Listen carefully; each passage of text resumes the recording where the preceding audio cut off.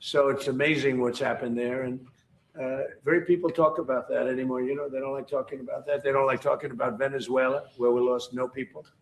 I'll be going to Dover for something that I feel is it's a great honor for me to do it. These are people that want it, and they feel like I do, that Iran cannot have a nuclear weapon. Very simple. It's a very simple dictum. They cannot have a nuclear weapon, and they won't have. They're not going to.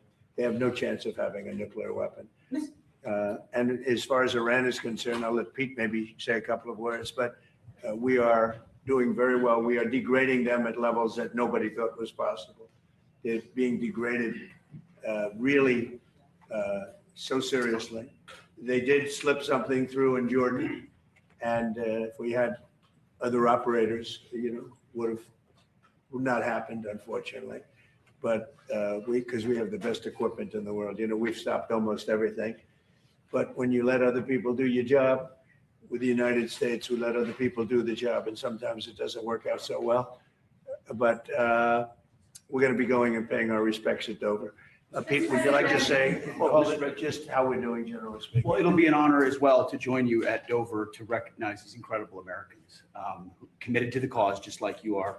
Something no president's been willing to do. 47 years, they build up a conventional capability like the North Koreans did. Remember, that's how North Korea made their way to a bomb. So much weaponry that no one was willing to stand up to them. President Trump was, and it continues to this day. Iran's been given every opportunity to negotiate, to show that they're reasonable on the Strait of Hormuz. But if they're going to shoot at commercial shipping, then we're going to hit them, as the president said, 10 times harder, which every night we're degrading them further and further. And the president has all the options necessary. If they want to talk, they can talk. Otherwise, they can deal with the War Department, and we're prepared to do that. The blockade is up and fully, I mean, it's, nobody gets through. Nobody gets through the blockade. It's like a steel wall. Thank you, Mr. President. Yesterday, there was another attack on an ICE facility, this time in New York City. What, in your view, is prompting these attacks, and do you have a message for those who are attacking ICE? You're talking about the fire that was set in front of the federal building? Well, this is what's happening with the people that they allowed to come into our country. They shouldn't have allowed them to come in. They shouldn't be here. They're radical lunatics, and I'm getting them out. You know, we're getting them out at a pace. You know, we've gotten rid of more than any other president. I read stories. They try and give you phony stats. I was with Tom Homan this morning. He'll give you the statistics if you want, but we're getting bad people out of our country at levels never seen before. There's never been a time when more bad people, and you take a look just here in Washington, we took out almost 5,000 hard-line, hardcore criminals, most of whom came in during the open border periods of the previous administration.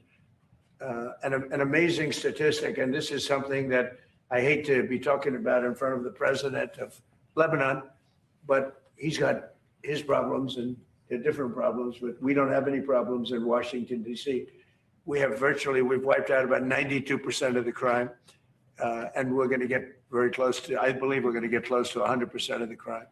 And if you take a look at this city and compare this to what it was 15, 16 months ago, this was a dangerous city. I don't know how, I better not compare it to Lebanon because I don't exactly have your stats, but it might have been Lebanon was safer.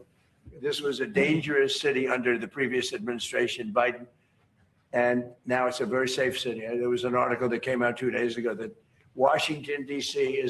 has made the greatest progress of any city in the nation. Now, Memphis also, and New Orleans also. And if they would ask us for help in Chicago, we would turn that around so fast. If they'd ask us for help in New York, we would turn that around so fast. Los Angeles, we would turn that around so fast. But the stat that's so amazing is that 2% of the people create 91% of the crime. Think of that. It's a great stat. Because if it was 70% of the people, that's a problem. It was 20%, 2% of the people create 91% of the crime. Think of that.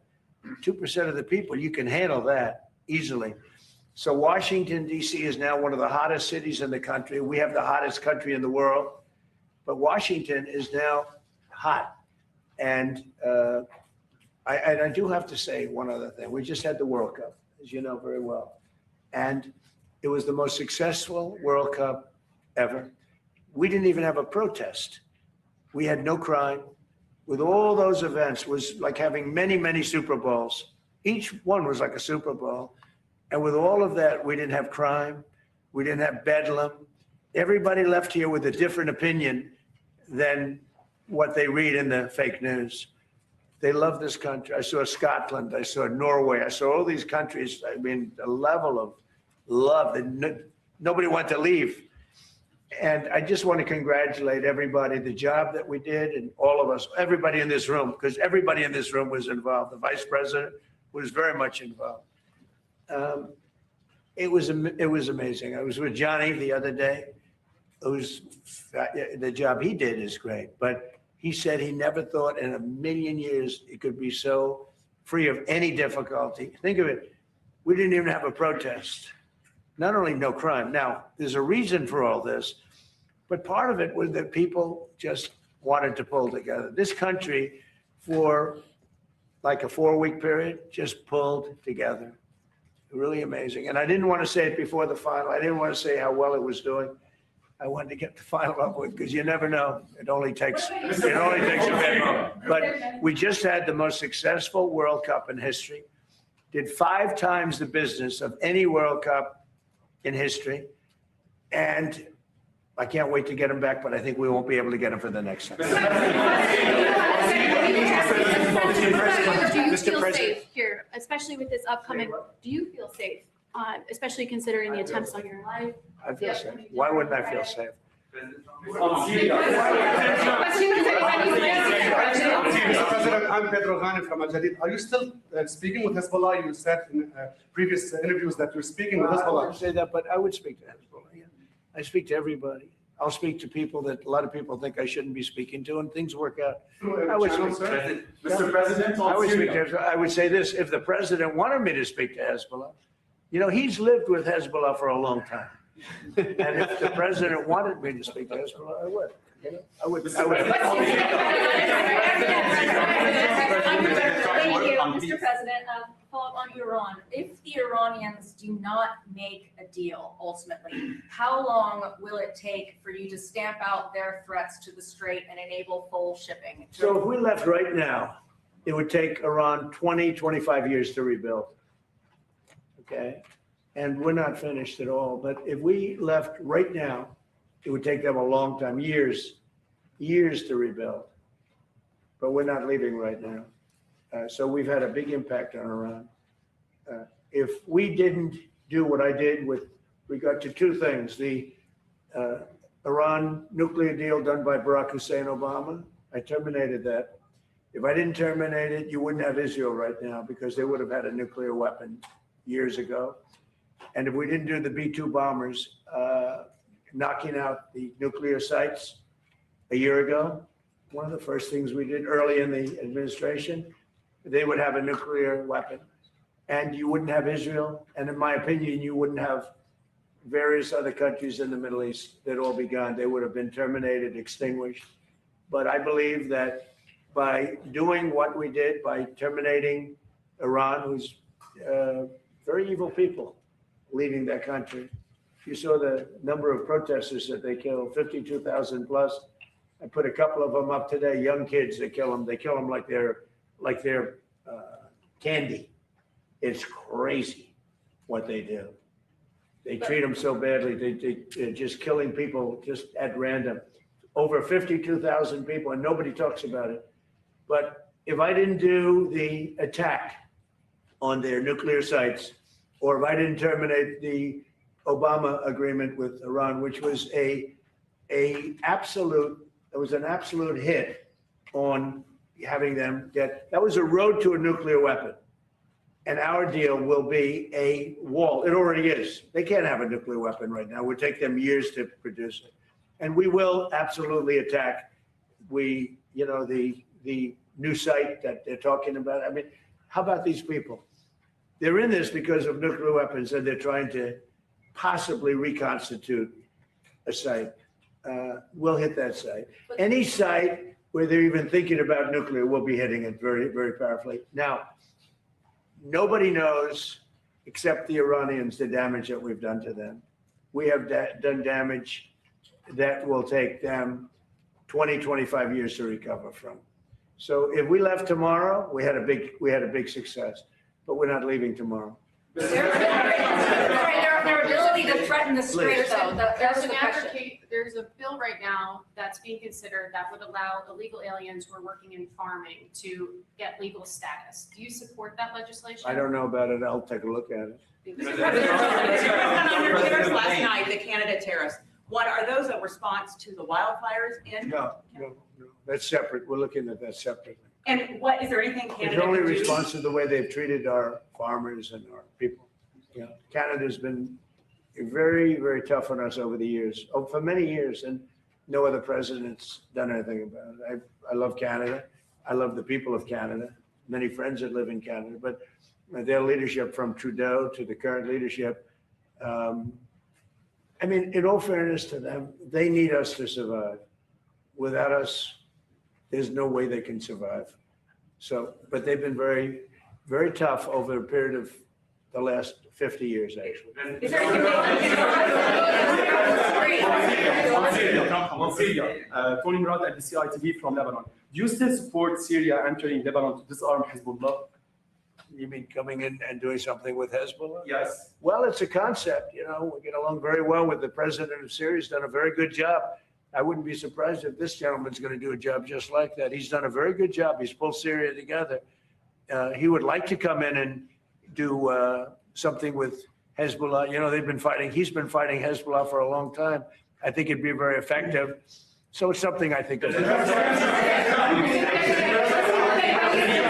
On tariffs, you increased tariffs on Canada yesterday. Can you say if you still expect to impose tariffs on the wildfire problem? And can you say when you might impose 301? A lot of damage has been done.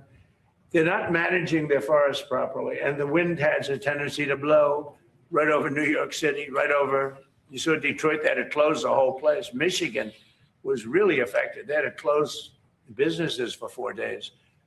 It's very serious what they're doing, and they don't seem to be able to do anything about it. If they managed their forests, they wouldn't have the fires. Do you believe that Iran is trying to impact the midterm elections by threatening the Strait of Hormuz? They won't have any impact on me. I'm just going to do the right thing. I don't view it as, gee, we're having an election in a period of time. You know, everyone says, oh, I'm doing something before. No, the election, I can't think about that having to do with this. I think people are very impressed. I mean, we took over Venezuela. We now have a great relationship with Venezuela. We went to war with Venezuela, and the war ended in 1 day. And we have now an incredible relationship with Venezuela. We're taking out millions of barrels of oil. They're making more money now than they ever made before, ever. And we're making a lot of money. We paid for the war many times over with Venezuela. We lost nobody. We lost nobody. We didn't lose one. And it was a violent attack.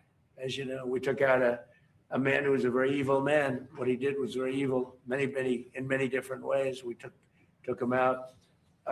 But, you know, Venezuela, they said the same thing. When I did Venezuela, everyone said, because look at the drugs. Look at what they did, where they took all of their prisons. They opened up their prisons, and they have everybody in a prison come in through Biden's absolutely insane open borders policy. And we did that in 1 day. Think of it. And now we are working very closely with the administration, and we get along very well. Venezuela is a very happy place. I had a tragic incident with the, with the event that took place a week ago.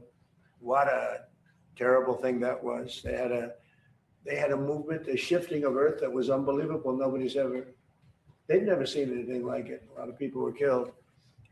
So it's all unrelated. But by the way, we were the first ones there to help. We were there to help Venezuela. It was an earthquake, I guess you'd call it. It was a pretty massive earthquake. And we were able to do a lot of good, but they lost a lot of people. Venezuela, the people are so happy that we're there. The jobs, everything's happening. And we're taking out many, many times the money that we spent on the war. This one, Iran is bigger. It's a more complex situation. but we're probably doing equally as well if you look at the damage that's been done. And again, as I said to the young man that just posed the question over here, if we left today, it would take them decades to rebuild. And I don't believe they could ever rebuild. And honestly, they haven't seen anything yet. We've been nice. We've been nice. Haley Bull, Scripps News. Thank you for the question. Do you believe that Iran has moved nuclear centrifuges into Pickaxe Mountain? And when you say we're not done yet, what is left to finish? Well, I think that they may have, we don't have it on record. All we do is read the fake news. You know, we see the news is so wrong so many times. So, you know, maybe this one they have right, but it's okay. It doesn't mean anything unless they have the material. You're talking about the centrifuges. Yeah, it doesn't mean anything unless they have the material. They don't have, we follow the material. That's where the action is. And we'll be hitting that area probably pretty soon. And there's not a thing they can do about it. You know, normally I wouldn't say that. If I thought they could do something about it, I would never say that. But we'll be hitting that area pretty soon, and very heavily.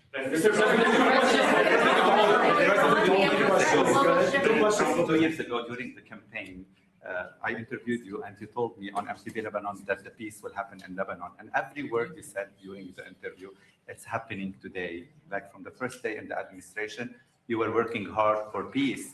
I've been here daily. I understood Lebanon, and I understood how horribly Lebanon has been treated as a country. They've been like a whipping post. What's happened with Iran and with Hezbollah, but Lebanon's been treated very incredibly badly. And maybe I'm a little prejudiced in favor of Lebanon because I have so many Lebanese friends. You're not at all. Well, no, but there's so many Lebanese friends. And so I understand Lebanon. Tom Barrack is Lebanese, the ambassador. The Lebanese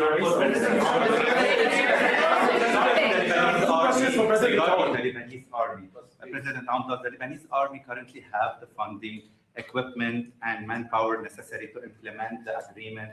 Or you are asking today President Trump for additional U.S. assistance today to do the job? Definitely, with the support of President Trump, and we spoke on the phone, and I told him I need two things from you: political support and supporting of the LAF, which is the LAF is the most trusted institution in the country, and it has the most powerful weapon, which is the trust of the public. And like any armed forces in the world, the Lebanese armed forces is the backbone of security and stability. We need to support the LAF. The LAF maintain the country safe and stable. Without the LAF, everything will collapse. We don't want that. I think President Trump doesn't want that. In 1975, the first institution to collapse was the LAF. And as a result, we saw the emergence of many local militias, and the South was empty, allowing the Palestinians to roam the South and launch attack against Israel. We don't want to see that back again. All we're asking is keep supporting the LAF. And they know that the LAF is doing a great job, performing its duty to the fullest. I fully trust the LAF. I fully trust the leadership of the LAF. They did a great step forward with the recent signing with Israel. That was a big step. Are you going to allow direct flight from America to Lebanon again? I'm Pedro I from. can see that happening, absolutely. Question for President Trump. Tony Murad from NBC TV. So Ambassador Isa, the U.S. Ambassador to Lebanon, Michelle Isa, told me that the President Trump would not leave Washington empty-handed. What concrete outcomes will you bring back to Lebanon? You'll find out. Mr. President, Thank you all very much. We're doing very well with Iran. We're doing unbelievably with the economy. We have investment. As you know, Toyota is coming in with the biggest plant, I understand, anywhere in the world. They're leaving Mexico. They're coming into our country. It's going to come into Texas, to be specific. We have more plants under construction now than at any time, by many times. We have over $19.2 trillion being spent in America, and they're going to be opening up in a year or a year and a half. And there has never been a time like this in America. Truly, it's the golden age of America. Thank you very much, everybody. thank you guys. Thank you guys. Thank you. Thank you guys. Thank you guys. Thank you guys. this is breaking news from the studios of Pakistan TV, where we are informing you of the meeting as well as the press interaction that President Donald Trump had with the Lebanese President Joseph Faoud at the White House. Now, discussions regarding an array of topics were discussed, from problem solving in Lebanon to the Lebanese president thanking President Trump for his support in reaching an agreement. Regarding Iran, he had stated that they're desperately trying to have a meeting, and further stating that the Americans are degrading Iran at all levels. We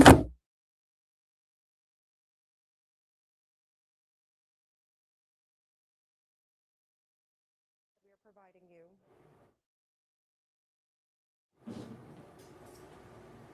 Now, viewers, that was the breaking news here at Pakistan TV. For more details on live streaming, log on to our socials at Pakistan.